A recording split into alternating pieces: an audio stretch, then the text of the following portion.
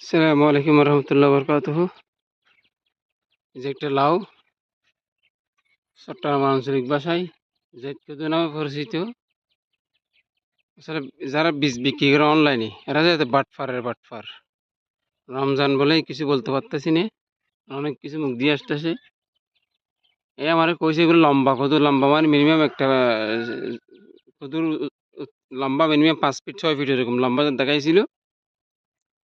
একটা বীজের দাম ছিল আমার থেকে 20 টাকা করে নিয়েছিল একটা বীজ। 5টা বীজ 100 টাকা নিছি। গাছ কিন্তু উঠছে দুইটা, দুইটার মধ্যে একটা হয়েছে লাউ। ওই যে এখানে লাউ ধরে আছে, একটা ওইদিকে উঠছে কাটছে। কিন্তু এরা এমন বাটফার বাটফার, সেটা বলার মতো না। আল্লাহ এদের হেদায়েত দান করুক, যাতে মানুষকে না ঠকায়।